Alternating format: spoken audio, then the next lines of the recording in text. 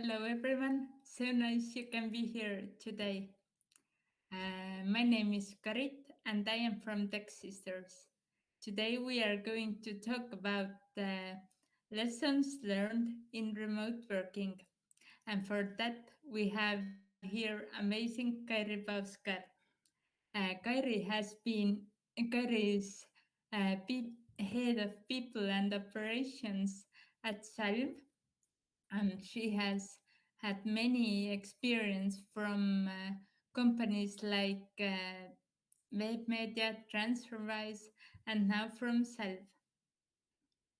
For we are truly happy that she can be here with us today, and for that, Iglo will send her a thank you gift. So, Kairi, the floor is yours. Thank you. I'm Kairi, and I'm also really happy to talk about remote work today. And I like a little bit about the agenda, like the time-wise. I little bit introduce what I have done before, so it's a little bit better to get where my thoughts are coming from. Then I just read recently one. Report from remote work, what's the benefits and challenges there. So I will a little bit also like introduce this one for maybe somebody who haven't looked it. And then most of the time I will talk about how we in Salv have what have been our practices, how we have kept our team together, like especially like on and off, like we haven't worked 2 years fully remote. If it's possible, we also have gathered, but there has been times when we have been fully remote. And yeah, like I wrap up with like lesson learned, and then everybody will have opportunity to like ask questions, and it will be great to have discussion uh, about topics that you are really interested in. So my background, like mostly, or like yeah, it's like for me most important that I'm a mother of 2 kids, and like wife for my husband. So they are my most important people in the world. But like from this. Work-wise, I started. I studied in University of Tartu, and I studied IT. So I'm really happy to be in Tech Sisters because I also have IT degree from Tartu University. And when I studied and like learned programming and all other aspects of information technology, then I was already like really sure that I won't be engineer because I wasn't so good at that, but I thought when I will start to work one day, then I will be project manager because I understand what engineers are doing and I like to talk with the customer. So I can be this middle person who will translate one wishes to another and like be that person there. And before I actually started to work, there is one company missing. It was Codevisor, but I didn't find anymore the logo. And like in Codevisor, I actually started as a user interface designer, and like quite soon I started as project manager. And like then I went to the Webmedia. I also was there initially project manager and team lead, but then when I had my first kid, I came back as a people or HR manager. And like from that one, I have been working with like in this field almost, I think, already 14 years in HR, mostly because I really like people and I really like help organizations to build environment where this kind of passionate and entrepreneurial and strong people can succeed. And yeah, so in WaveMed, and like I always been in technology companies. So like I think it was 7 years altogether in WaveMed, what's now Nortal, then 4.5 years in Transferwise, what is today Wise, and now I have been more than 2 years in Salv. And in Transferwise, when I joined, we have 60 people all around the world. And after 4.5 years, we had 1,260 people. So it was really crazy growth. And in Salv, I started when we had less than 10 people, and I really, really want to learn how to even build the company to this high growth phase. So right now it's like really great time of being at Salv, because it's like a really, really early stage still. Now we have like around 30 people, a little bit more. So remote work benefits and challenges. Like if you are interested to like read more or see more about this topic, then I found State of Remote Work 2021, and like the same company have done already like 4 years in a row, like remote work reports. And if like they started, then people who worked remotely, they worked remotely by their choice. So they wanted to, they looked the companies who like provided remote work, and they leave it wherever they wanted. But last 2 years, as we know, the whole world in a way like works remotely, and like very often it's not people's like choice, but like it's because of the COVID and like what's happening in around the world. I also added here the link. So if you're interested, you can I can share slides afterwards, so you can read more, because there's a lot of content. But yeah, like according there were I think there was like around like 3,000 people who have answered. So what's the biggest benefit people see if they work remotely? Is definitely first one is ability to have flexible schedule. It's more than 1/3 think about this. And also it gives flexibility to work from anywhere. It's like 25%. And like in Estonia, I think it's not so big issue. But when I worked in Transferwise, especially in London, people sometimes commute like at least 1 hour to work and 1 hour back. So the commute took a lot of time. So like people see it as a big benefit, not having to commute. And of course, ability to spend time with family and others. But like nothing comes with just great things, but there are always also like challenges. And here I also added like challenges from 2020 as well, so we can see how the trends are. So the biggest struggles in 2021, people said that it's not being able to unplug. Last year, it was only 80% who like answered like this, but this year it was already 27. It's almost 1/3 of people who feel that it's really hard if you work remotely to unplug after working hours. Also, like it's difficult, there are difficulties with collaboration and communication. So it was even worse last year, but it's still like top 2. Then also loneliness, like 60% think loneliness is a topic. And then like fourth one from both years have been distractions at home. And for example, as you can see, I don't know if you can see my picture or not, but like I also right now in the office, because I thought it's more quiet right now in the office to have this talk like not from the home. So all my family can do whatever they can, and they don't need to think to be super, super quiet like right now. But like also if the same survey asked from these people, like if they want to work remotely in the future, at least some of the time, not like fully remote, but at least some of time, and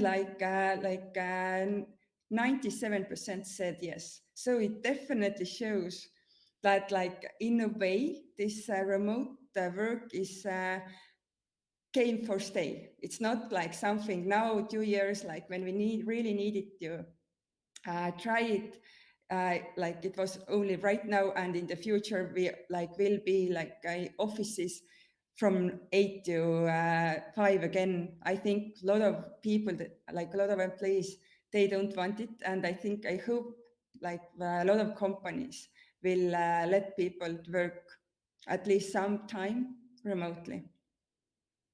And also, like it was similar, would you recommend remote work to others?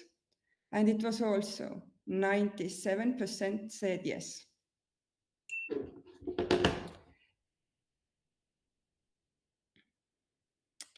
So, like also if somebody wants to ask something, please write all questions to chat. I think it was chat, yeah. And then I think it's also if something is like want to ask right away, I think this is also possible, but otherwise you can, if you have some question, we can talk about it later as well.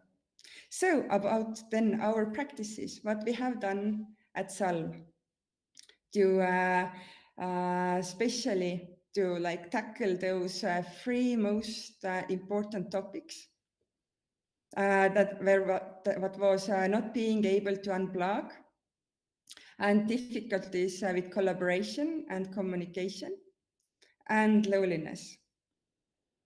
So I thought in a way just it will be easier to give like a table for that. I added this overwork and collaboration, communication, and loneliness to these columns.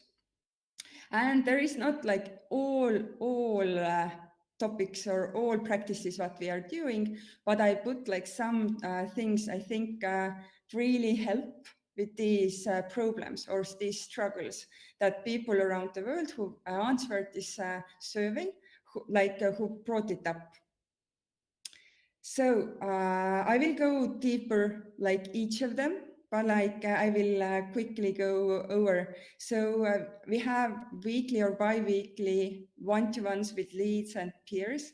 And I really truly believe that this is one of the most important tool, especially during these remote times, but all other times as well. And this definitely helps like for this overwork, because lead will understand where is the person, how the person is feeling, and definitely helps with communication, collaboration, and loneliness as well. Then feedback culture. This also, I feel that it helps, especially for these first 2 points. Then clear organization and team goals are really important and definitely helpful. Then we have with the whole team weekly team calls on Fridays, and this especially helps for this loneliness when we had these times when we were fully remote all the time. Then this was definitely at least one time per week where we always connected. We started even to do them a little bit longer, so we had like time where we can just chat about anything, and then this 1 hour what is prepared, and there is like topics that needs to shared or discussed. But yeah, like there was also like this just time for people to connect and talk about whatever they wanted to talk. Then also we have written progress updates that also definitely helps for communication and understanding what others are doing. So it's like you don't feel lonely, you feel like part of the team when you understand what's going on exactly, even you're at home. We also have satisfaction surveys. It's like it helps the most for in a way improving communication and collaboration. It's not itself doesn't improve the communication, but like the input we get from there in a way helps everything else, the way we operate in our organization. And then well-being initiatives. I think this I will talk like a lot longer afterwards. And those are definitely helping for all of these aspects. New employee onboarding and team fun. So these will be the topics I will introduce more deeper. But if you want to ask about anything else afterwards, this is totally fine as well. So, as I said, our leads have at least bi-weekly one-to-ones with all team members. So why it's bi-weekly? It's because not bi-weekly. So some leads are doing every week, but like if some people feel it's like it's enough, or it's yeah, they feel it's like they don't need every week, that's fine too. It's important. Like one thing I really do believe, it's not that one solutions or one approach fits all. It always need to have like a lead and person needs to agree either it's like 1 hour, it's 25 minutes, or it's like weekly or it's bi-weekly, but most important that it's happening and like at least bi-weekly. And as I said, I really believe it's one of the most important tools what we can use for leading our people, because it's important to build trust. Like we don't use one-to-ones for micromanagement. It's like also I have said like people are like not in Salv but like other companies, if you haven't ever done one-to-ones and now you start to use them as micromanaging tool, please don't use it, because you do more harm than good. But I also will show, yeah, like some questions. But yeah, what these like conversation help, they help to build trusting relationship, set priorities, talk through obstacles if there are any. Also, like you can give feedback to lead, or lead can, you can ask feedback from your lead, talk through other problems or something that's not connected with work at all. Because the more you know your people, or the more lead know you, and the more the lead know what's your problems, the better relationship it will be, and then a leader can help more. So, and I added here some questions that I like have found really useful. These questions are from Andres and Horowitz, and yeah, so it doesn't mean that you need to ask like all these questions every time you have one-to-one with your lead or your team member, but it's important to choose something that's not maybe expected, because then it's you will learn something new about or like will see this, like your own person from the same like other angle. For example, what's not fun about working here if the person is home with their problems in head, like maybe you can get answer from this question. Or also if you were me, like as a lead of the company, what changes would you make? Or like me as a team lead of you, what changes would you make? So these are like good questions. Or just, are you happy working here? Or like other questions that I like have used, like what have made you smile lately? Or what keeps you up in night? Or how is your workload? Or like all these kind of questions work just fine. I have here one potential structure. We don't use it like, we don't have like, you need to do exactly like this, or you need to do exactly like that, or in this team we do one way, or other team another. So all these like uh, not service, but like these chats are, they need to be natural as well. So it can't be really artificial. But like one potential structure for one-to-ones can be that like anything important happened since last one-to-one, potential troubles you see in the team or company, anything non-work related worth mentioning, and of course feedback. from both sides, from employee to lead and from lead to employee. And then it's good to talk what's the top priorities for the next week. Like some decision needs to be made, like some, yeah, if there is like some obstacles or like some different ways how we can go. So it's great to make decisions like during those one-to-ones. And sometimes, of course, those one-to-ones are quite work-related, but I think it's very important time to time.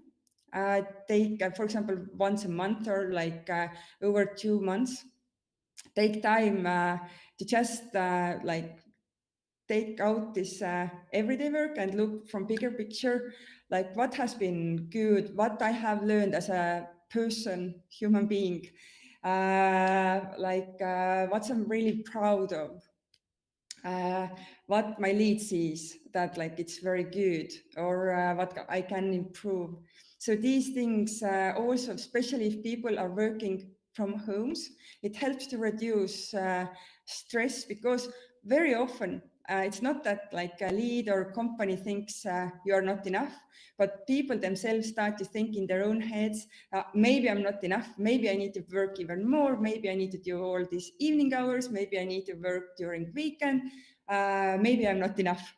But like these one-to-ones are exactly the place where you need to like raise these issues and like talk with your lead through these. Yeah, yeah. Then feedback culture. This definitely came to Salv from Transferwise or Wise. So we were obsessed about feedback in Wise.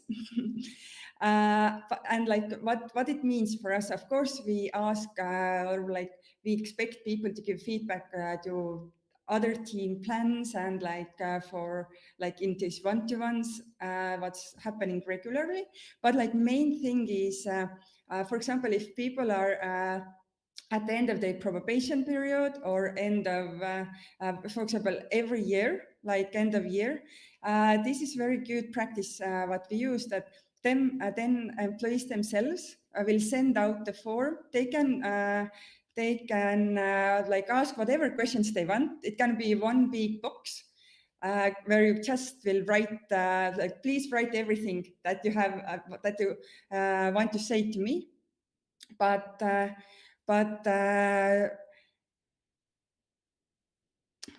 like there, here you can see some other questions.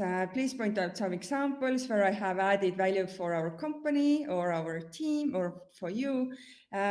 Please let me know where I can improve and do things differently. Please let me know where I should focus and add more value, and so on.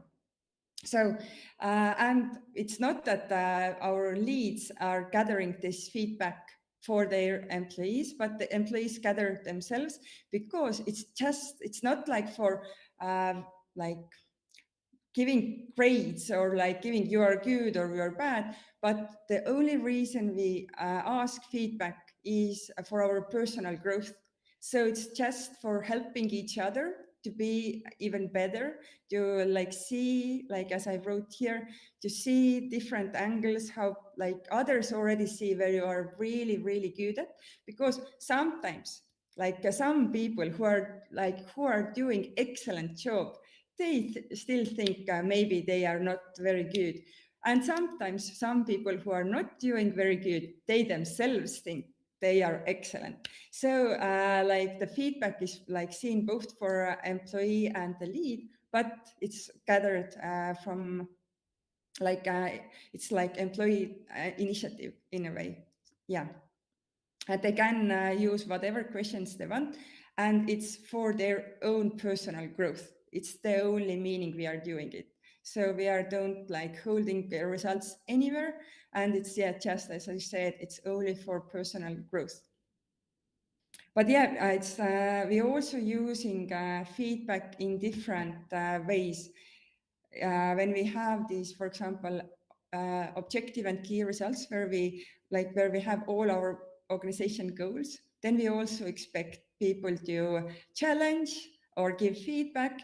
Should we like raise our bars, or like should we do less, or like is it like even possible or not? So all like we expect feedback always when we see that something can be different. And also I expect feedback from all our people, how we can make our organization better, how we can make working from home better. So I have always said that this company, we all are building this company. So in a way, we are building this like work home where we can succeed ourselves. If you see that there is something holding your back, or you see that like there is something not really works. We did 2 years back already like this kind of question, like we did one exercise with post-its where everybody were thinking what kind of company they want to work in. So what are these qualities of the company? And also we did exercise where I definitely don't want to work in. So not that they didn't need to think about Salv, but overall, what's the like ideal company and what's the company they definitely don't want to work in. And from like we have these principles still from there. And always I say, if you see that like we are going against them, it's your obligation to speak up. It can't be only me or Jeff or Tavi or Sergey or like only leads who notice that something is off, but it's everybody's responsibility. And it's very good. I'm really happy that like we have a culture where people are giving feedback or thinking along and like they're coming with ideas how we can make things even better. So next thing is clear organization and team goals. I think this is especially important while we are working remotely, because like when everybody is in the office, like if you don't understand what's the most important or less important thing, you still can talk and like figure it out while working in the office together. But when everybody is at home and you just do tasks and do task every day, then you can be lost. And then you think, okay, I'm doing a lot of tasks. How it actually helps organization? Do I really have an impact to organization goals? And it was 2 years back. 2 years back. It was exactly when it was first time, then the COVID hit. It was the second quarter of 2020, and I remember we had like in January. I did this discussions with people when I just listened what is like very good and what's not so good and how we can improve and all these kind of questions. And the main thing was in back then that people didn't really understand what are our organization-wide goals or what our vision or what's the what we really want to do. And then it was first time we actually started to use this OKR framework. OKR means that O is objective and KR is key result. So it's our objectives and key results. And what it made, initially it felt really, really artificial because, but at least we found like 4 big objectives that are like the most important. And under there was like several key results. Because objective is like a little bit like dream, or it's like a little bit like roundy, but key results are something you can actually measure. I can give you one example. For example, right now we have in our own team, we have this building trustworthy organization for our customers is as a one big objective. We right now also have only 4 organization-wide objectives.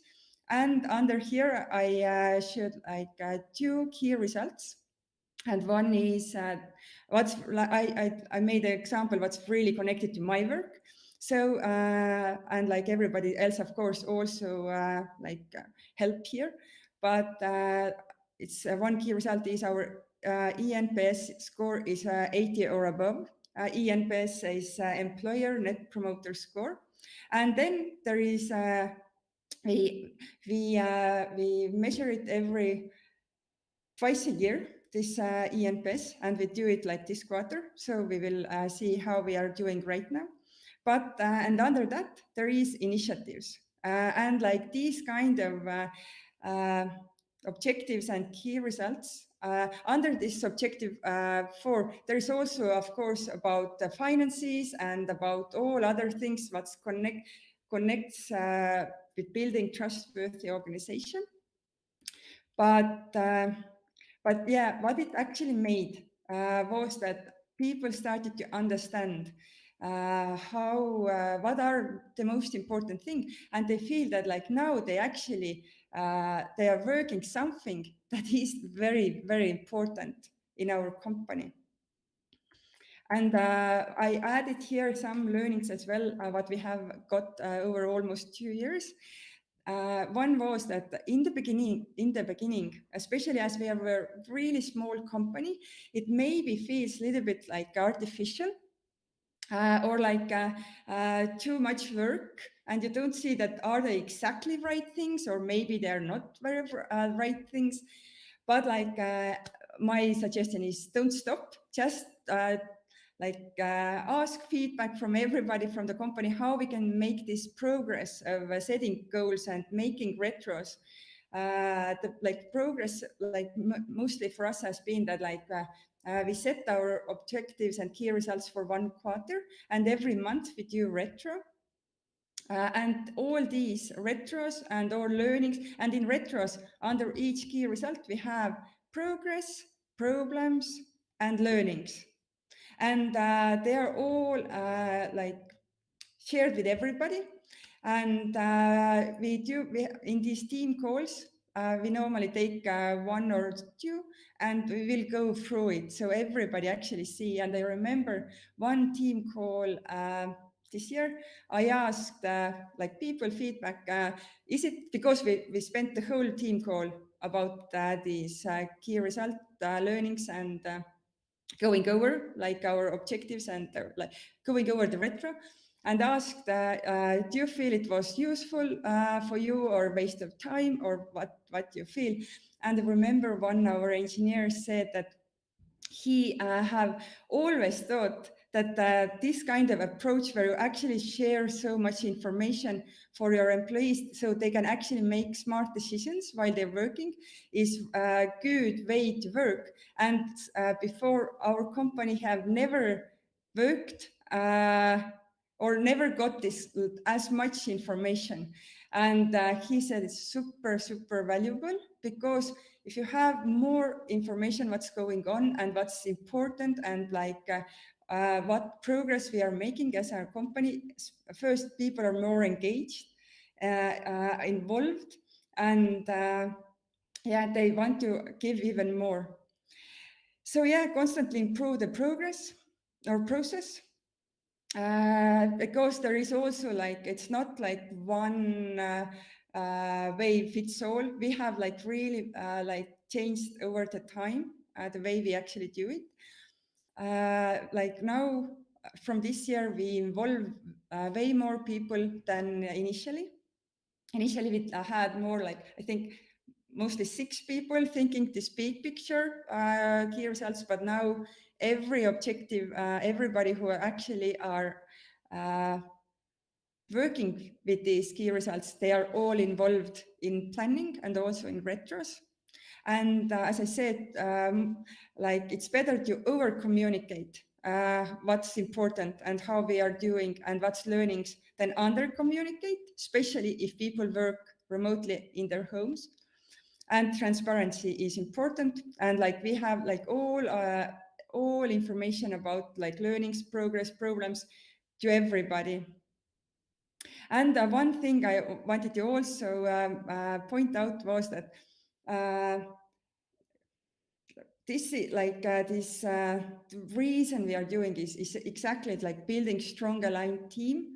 And I think the reason we actually are doing so many things is that it's always have been like it always has been in one of this objective, like everybody has seen it's important, and like everybody, especially our people leads and others as well, are helping to actually make it happen. So like all people topics are not also like, oh, it's just, I don't know, people team problems or like Kairi needs to do that, but it's have always been visible and has been as important as maybe new customers or new product update. Yes. So weekly, all team calls. So every Friday we have team call where all our team is together, and it's important because again it's for us to celebrate uh, what's important, what has happened, like our successes, smaller and bigger. Also share important information. We are sharing their product updates. We are also have this approach that if something goes wrong, especially in product, we write these blameless postmoderns. And like, for example, tomorrow we have team call and there is one postmodern, something that went wrong, what we learned, how we can make sure in the future there won't be happen these things. So something that is useful for everybody. Like we always have prepared those team calls, we always have topics. So it's not that we come or like 30 people together and then everybody will say what I did this week and what I plan to do next week. This is definitely not really valuable, because if there is already 30 people, you don't you can't take all this information in and like just you waste almost this whole hour. But yeah, we have like really prepared topics in these team calls. But for understanding what people are doing, on top of these like organization goals, we have written progress updates. So we have this Slack channel called Daily Updates, but it doesn't mean you need to write daily what's there, but it's more like weekly or bi-weekly. And why it's important, and it almost came like a little bit before the remote work, but it especially started to help when we worked remotely, these updates. And why it's important, it helps to reduce unnecessary meetings, because people already see that, okay, somebody who is working with I don't know, PR, they see what's coming events, how other people can help or have questions. Like also like in hiring, people see how different hirings are going or where they can help. So it makes sure that like these ongoing topics are in front of people. It's not that like I need to say, this channel is definitely not for controlling people, but it helps to understand what's going on. Especially it has been useful for when people are at holidays and when they're coming back and then they read this channel, they have quite good understanding what is happening. And also I wanted to make note that normally our engineers are not writing here, but everybody else, because if the engineers, they have their own channels where they write uh, like where they talk and how they see the progress. But when there are like bigger product updates, of course, then everybody is aware of those as well. And yeah, satisfaction surveys. So what we have done over a time, written versions and chats. And we use both like over quarter. And it's important, like you can't, I really believe that you need data to understand what you actually need to do in people team, like how you can actually build the company. These people who are working here wants to work and like where they can actually give their best to the company. So we are doing quite often these surveys or chats. And every time whatever content or input comes here, we take it like seriously. And yeah, of course, we also measure employee net promoter score. And mhm. And I promise I will share some good questions here as well. There is one good book I really like, and I recommend everybody to read who wants to build these innovative companies. It's 9 Lies About Work. And there is like that those people who actually put it together, they have done a lot of surveys, and they have looked all different questions. And I remember when we actually went all remote, so everybody was working remotely. Then I asked our leads. So I didn't do then chats myself, but I asked my all people leads, please talk through those questions. So we won't do written survey because everybody were at homes anyways. But it will.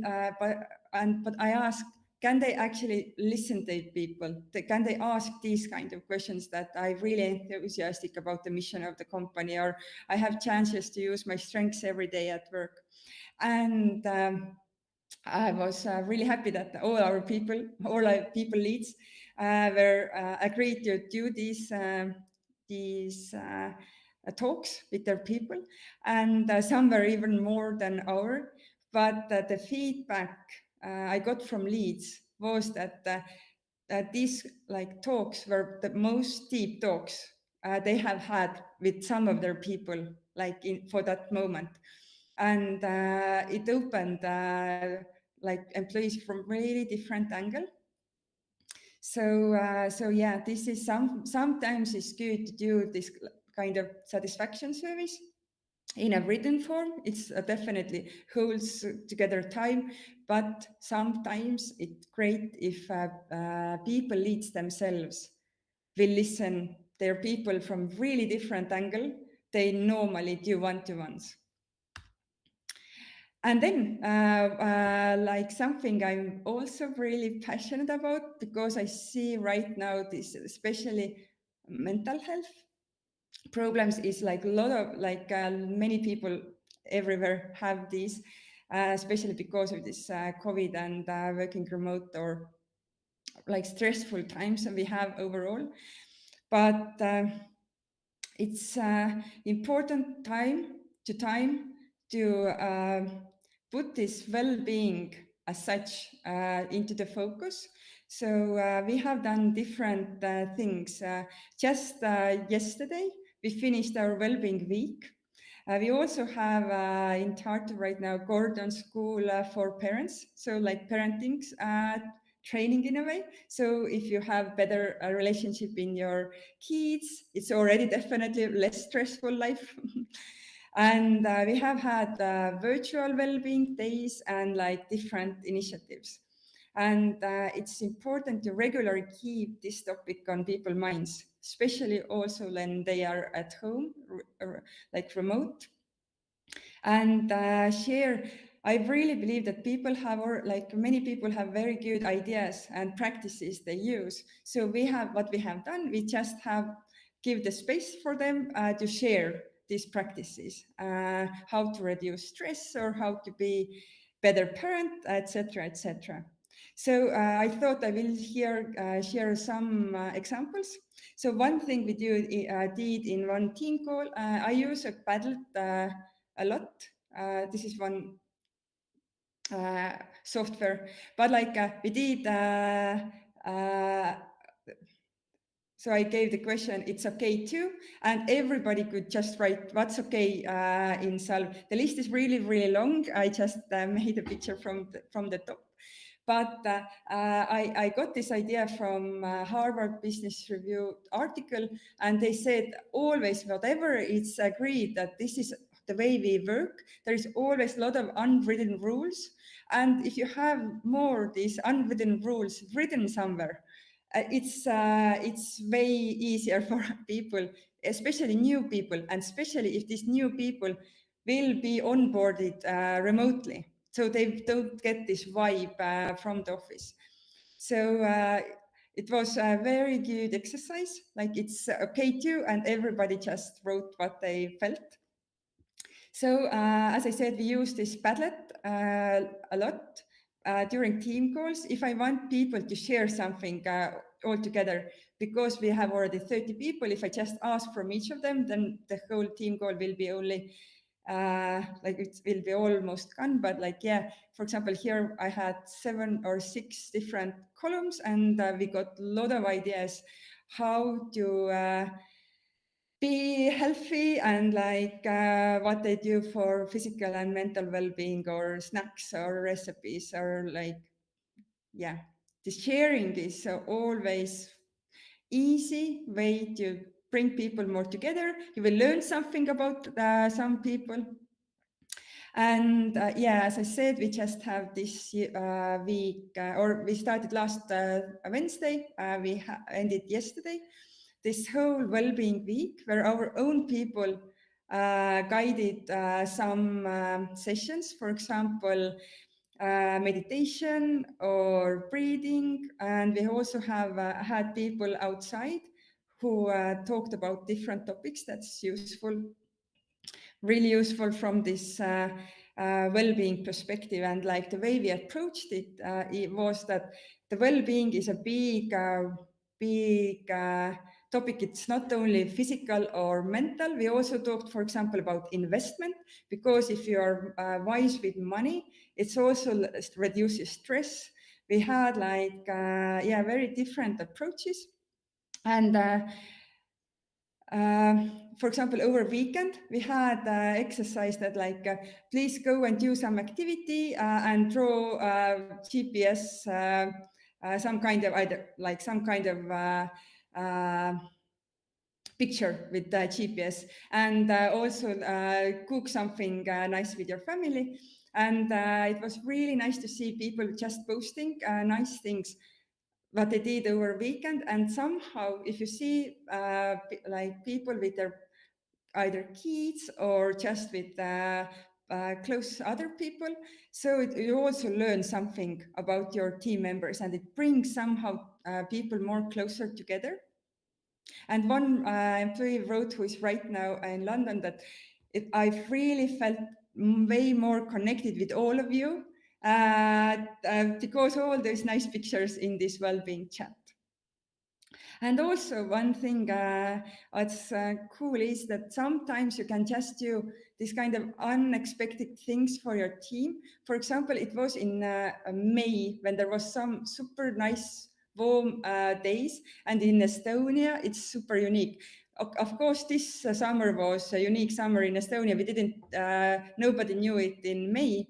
But in May, Taavi wrote Taavi, who is CEO of our company, wrote to whole our team that as it's super sunny outside, please take some hours today or tomorrow and just be with yourself, with your family, like do something nice.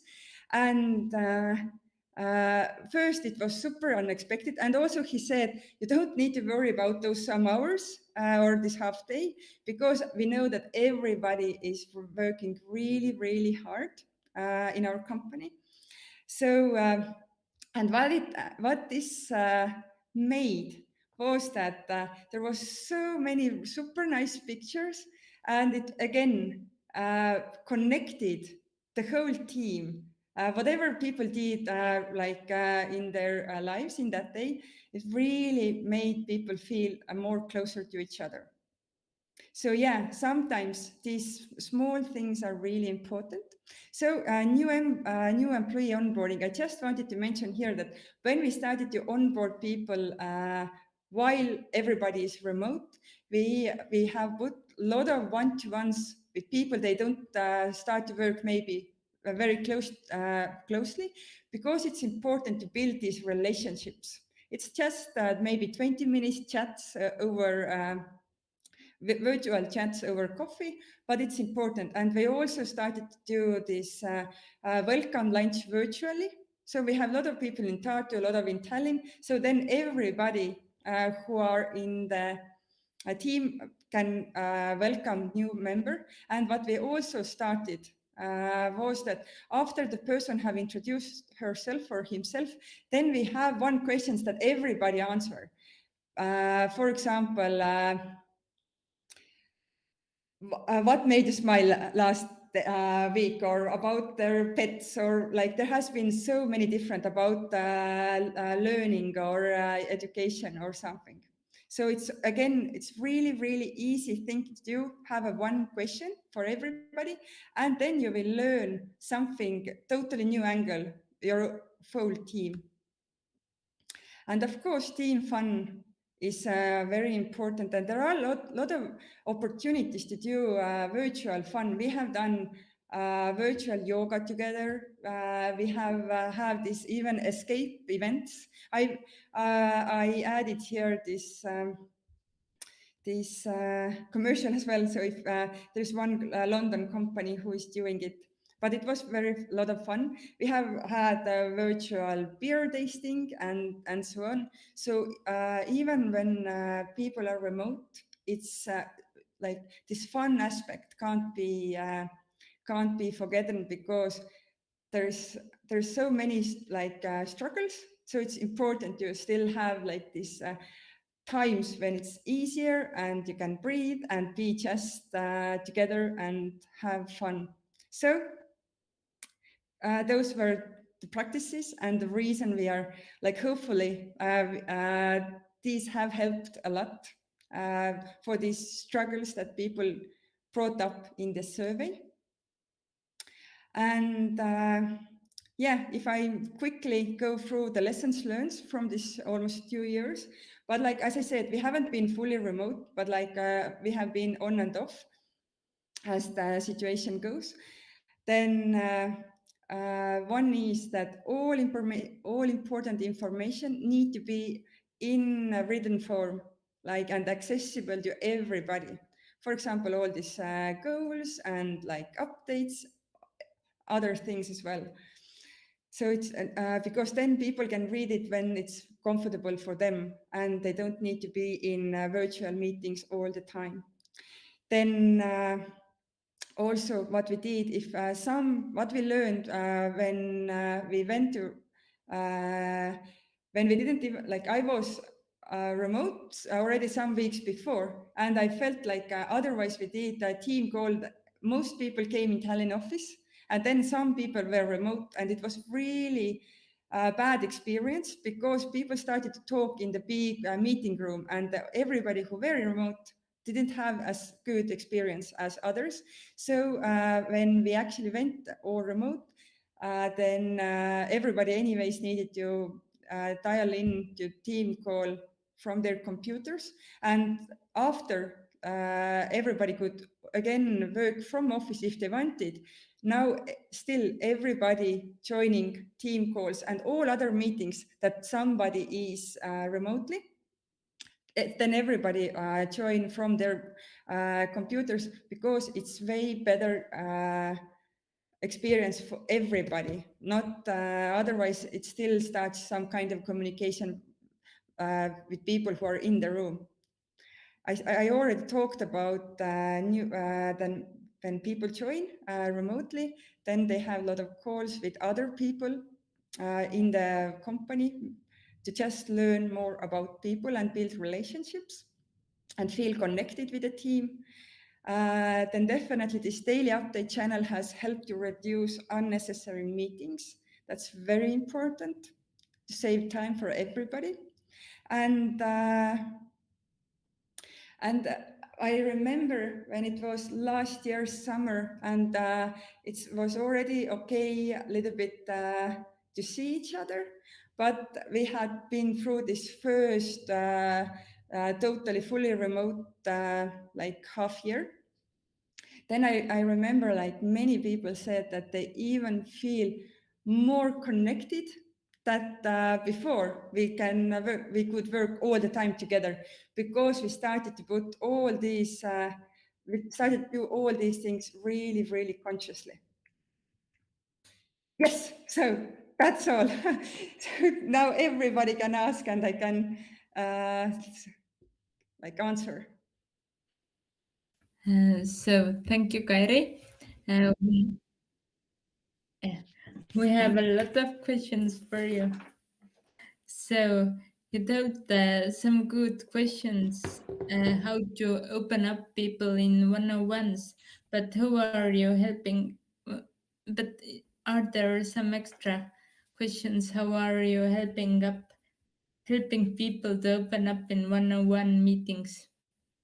For example, one questions we also used in Transferwise when we had these tips and tricks about one-to-ones, how to start them.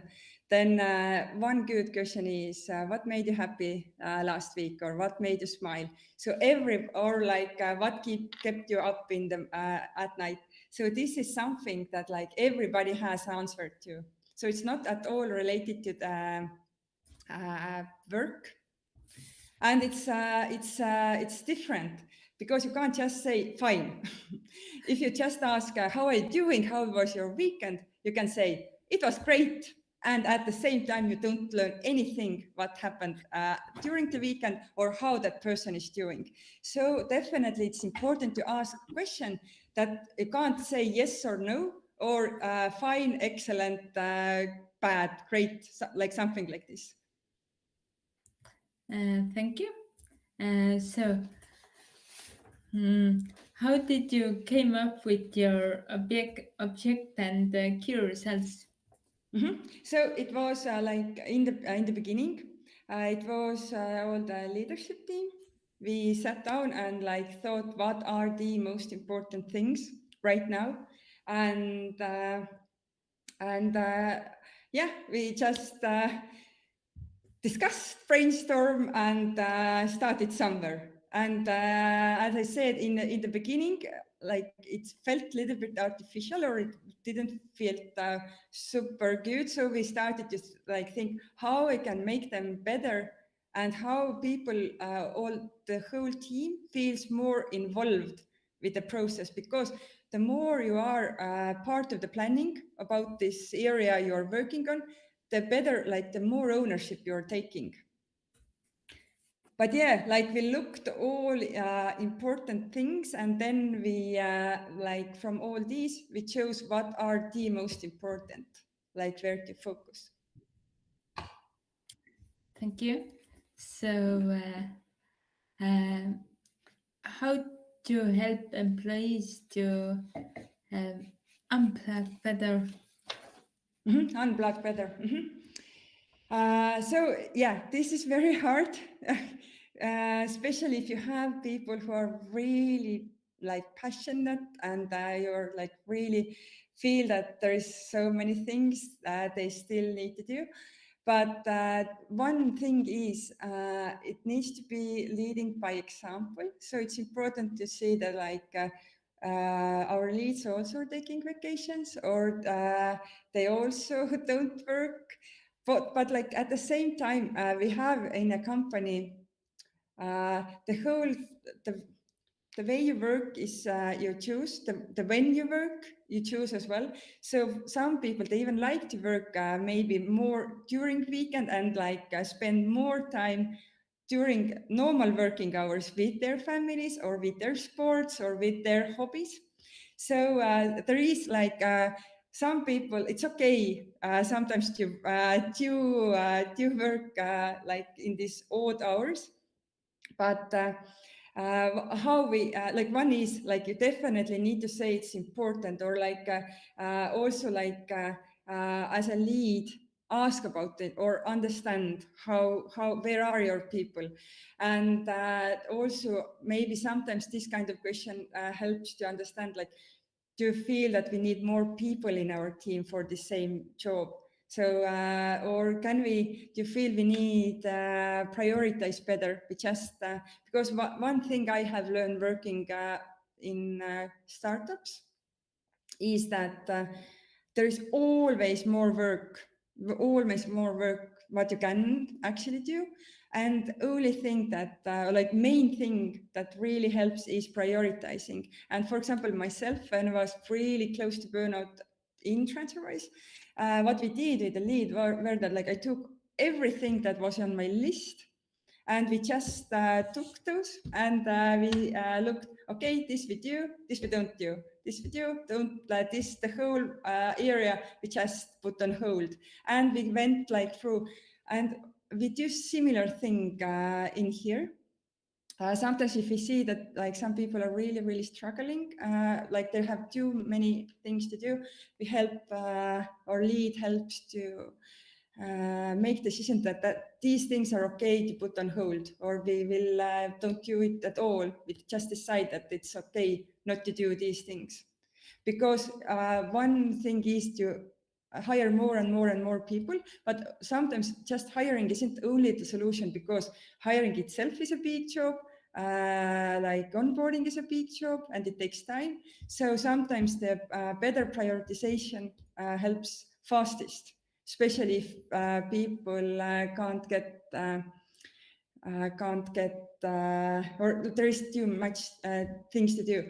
But also what maybe helps, what we use is like we have this winter swimming channel. We have all kinds of channels where we share these good practices, like healthy practices.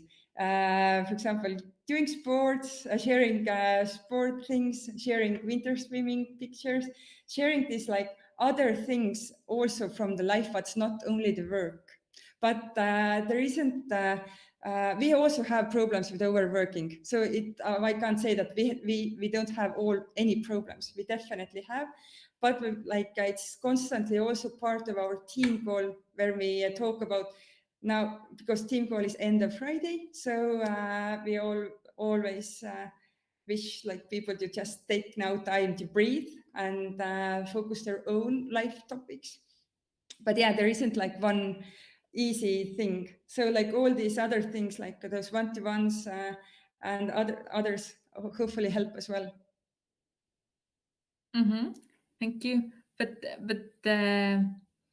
mm, is there like a certain time frame when the people need to be online? So we don't have, in a way, a certain time, like every team has their own meetings over a week, where they actually sync or yeah, their own processes. I know that the engineering team, they have daily stand-ups, super short, but still. And we have this team call, but everybody can like see the recording if for any reasons they can't be in that team call in that moment. But this is in a way only time, mostly in a week, where everybody needs to be online. Otherwise, it's important that your team knows where you are working or when you are not. So it's important that like people closest to you know when they can expect something to be delivered. But there isn't like any like rules. And I know that engineering, they have this morning stand-ups. Some teams have meetings like in other times. So it's always up to people themselves to decide and agree these things. And yeah, not very many like rules from this regard. And as I said, it's okay for some people. I also do like quite many days I play paddle. So sometimes I just work then in the evening, or do something if I need to do like during weekend. But mostly this I learned from that. I try not to work during weekend. Yeah, myself as well. Nice, nice. Um, so how are you onboarding new people? What are the steps for new employee in onboarding progress? Mm-hmm. Mm-hmm. So as we are quite small still here, so we don't have this big company-wide onboarding, but every employee have right now mostly their role onboarding. Uh, and this can be several weeks long, and it very connected with the role itself. And of course, our product, understanding what we offer to the customer, in what field we are operating overall anyway. There is, but as I said before, one thing it is very important to us is that all new people will make connections to the people who are already here, because uh, even if a new joiner will work in customer success, they still need to work closely or communicate closely with people in engineering or PR or marketing. So for us, it's important that in a first week, they have quite a many calls or chats with people that they maybe not work so closely together, but of course, we also talk through with all employees about our principle, what we expect from each other, how we act, or yes, the shared principles. Yeah, but we definitely like what I did in Transferwise when we had already like more than 100 people, and then this explosion came, and we had like every month 30 new people, or even 40 new people every month, all the time. So we did this free day onboarding. And definitely we will have this soon, quite soon in Salv as well. But what we did there is that we started why the company exists from the first place, what are our values, what are all different teams and what they are doing.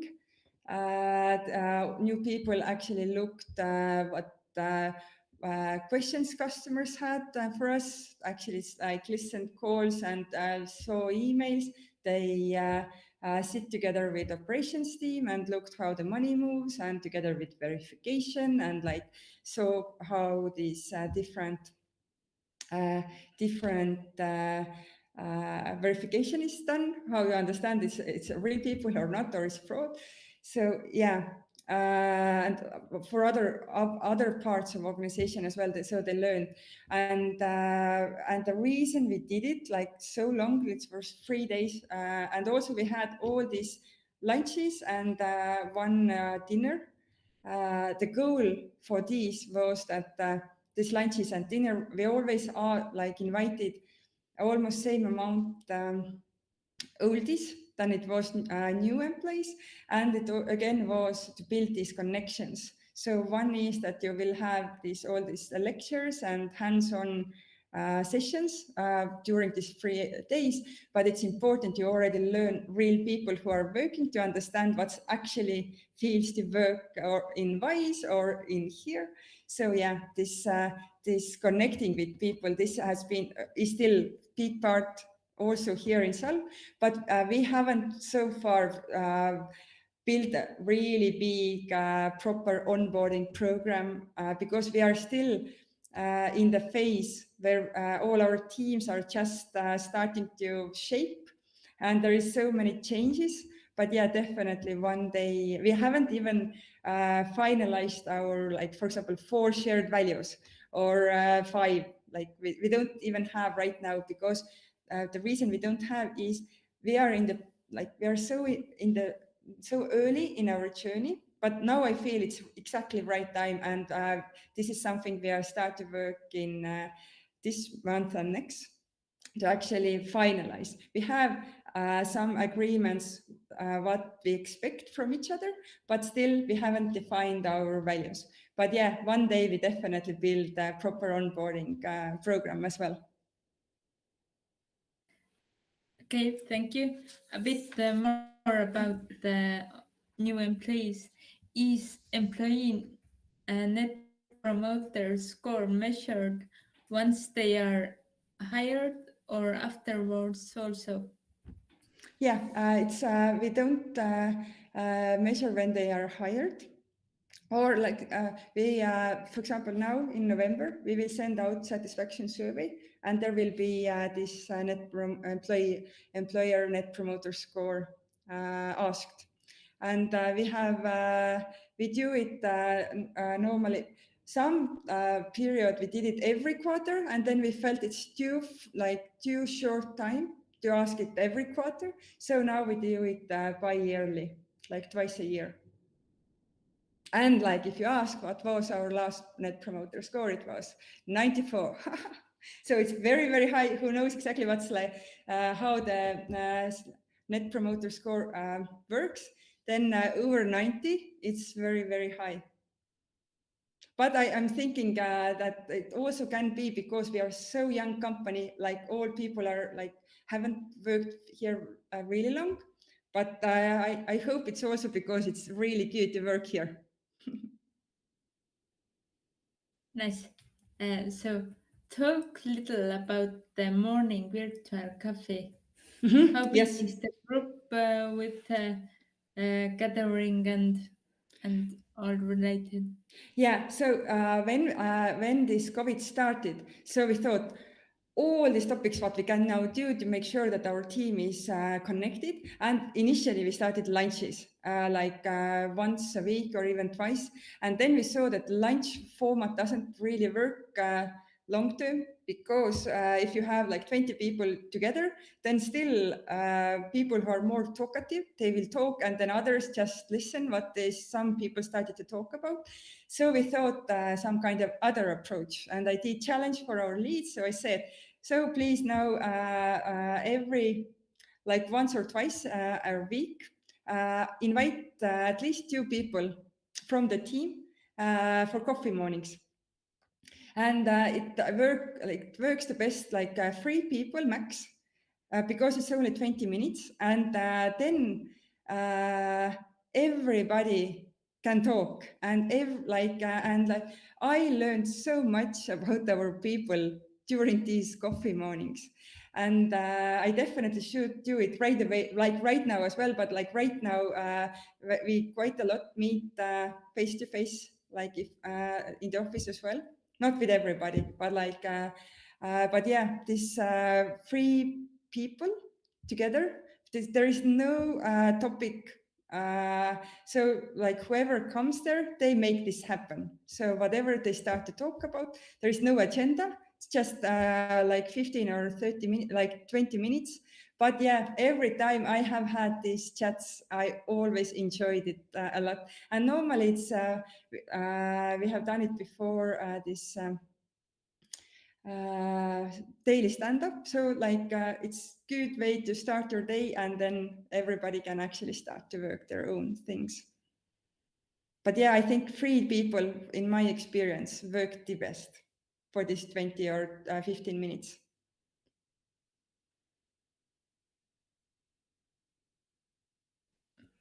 Thank- Mhm. yeah. Who is responsible about different manuals and make sure necessary documents exists? So it's like we don't have one person who are responsible of that. It's like every team, I think, to write down everything needed, and all documents we have in Notion. What's our intranet? And yeah, whoever is most involved of this area is holding it up to date. So it's everybody's responsibility in a way. So like I am responsible of like people topics, and like somebody else is responsible about product roadmap or like whatever. So yeah. And like for example, this objective and key results, we have every big objective have one owner who makes sure that we have retro and we have new planning, and that we have all these lessons learned from about this also in Notion.